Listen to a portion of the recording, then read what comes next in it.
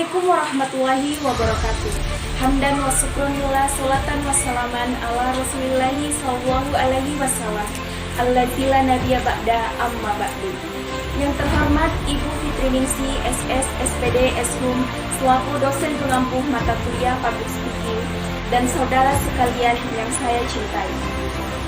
Saudara-saudaraku, sebangsa dan setanah air, marilah kita mengucapkan puji syukur kepada Allah Subhanahu wa Ta'ala, karena hingga detik ini Allah Subhanahu wa Ta'ala masih memberikan kita kesehatan dan keselamatan di tengah pandemi COVID-19 ini.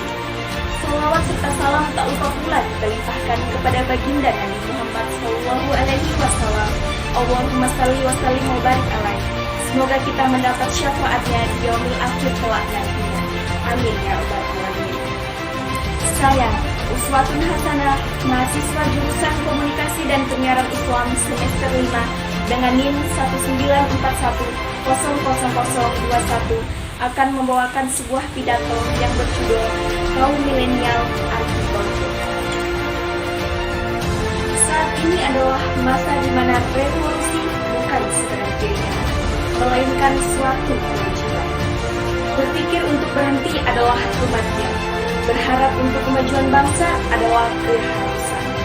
Namun sekarang yang kita lakukan hanyalah kemunafikan.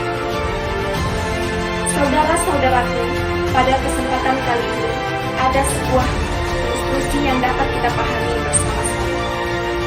Karena jangan-jangan akibat ketidaktahuan kita dan keegoisan kita nantinya, kita masuk ke dalam orang-orang yang merugi, yaitu orang-orang yang membuang-buang secara percuma sesuatu yang berharga yang dimilikinya. Jadi begini, ada seorang pemuda yang baru saja lulus kuliah dan diterima bekerja sebagai seorang guru di sebuah sekolah. Setelah 1 bulan menjadi seorang guru, diadakanlah pemilihan kepala sekolah.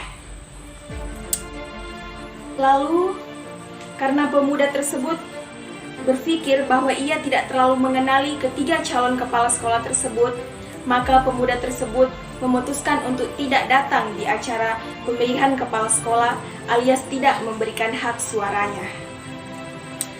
Maka terpilihlah Bapak A sebagai kepala sekolah tersebut. Selang 3 bulan berlalu, Bapak A dinyatakan melakukan taktik korupsi dan nepotisme di sekolah tersebut. Lalu sekolah tersebut bangkrut dan pada akhirnya pemuda tersebut kehilangan pekerjaannya. Bila kita pahami dengan cermat, manusia adalah pengendara bagi setiap keputusan-keputusannya.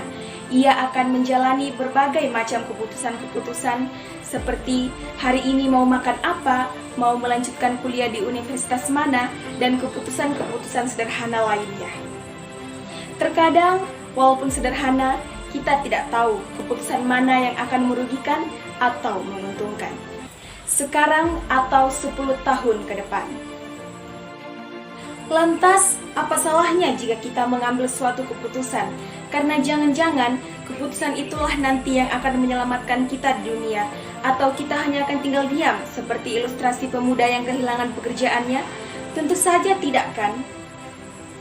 Baiklah saudaraku, dalam beberapa bulan ke depan, kita akan menghadapi suatu peristiwa yang nantinya akan menjadi penentu dalam kesejahteraan hidup kita dan seluruh masyarakat Kabupaten Donggala.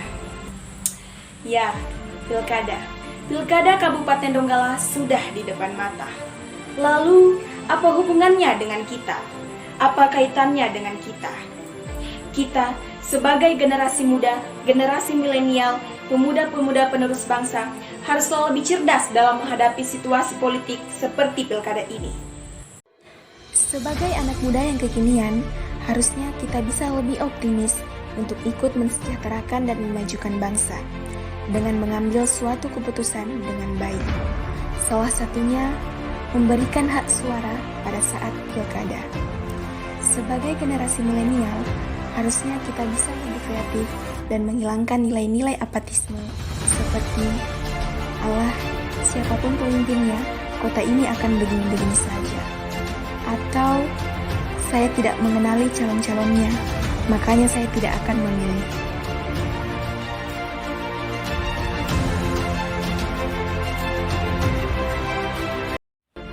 Sebagai generasi milenial, harusnya kita bisa lebih kreatif dalam mengatasi alasan-alasan tersebut.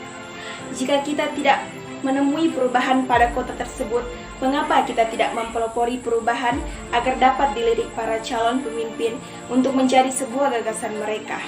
Jika kita tidak mengenali para calonnya, mengapa kita tidak mencari tahu informasi-informasi tentang calon pemimpin melalui media sosial misalnya? Karena jika terpilihlah nanti para calon pemimpin yang tidak bertanggung jawab dan tidak baik kinerjanya, maka akan berdampak buruk bagi kita dan seluruh masyarakat dalam beberapa tahun ke depan. Oleh karena itu, jadilah milenial yang cerdas sebagai pemilih yang cerdas juga. Saudara-saudaraku, ada sebuah kutipan pernyataan dari Insinyur Soekarno, yakni, "Beri aku 1000 orang tua, maka akan kucabut semeru dari akarnya.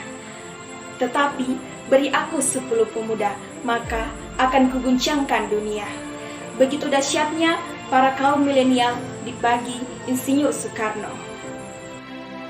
Oleh karena itu, jangan sampai kita melewatkan hak suara, karena hak suaramu akan berpengaruh besar terhadap kota ini dan seluruh dunia. Sekian pidato dari saya, jadilah kaum milenial yang cerdas, optimis, dan kreatif. Wabillahi taufiq wal hidayah. Wassalamualaikum warahmatullahi wabarakatuh.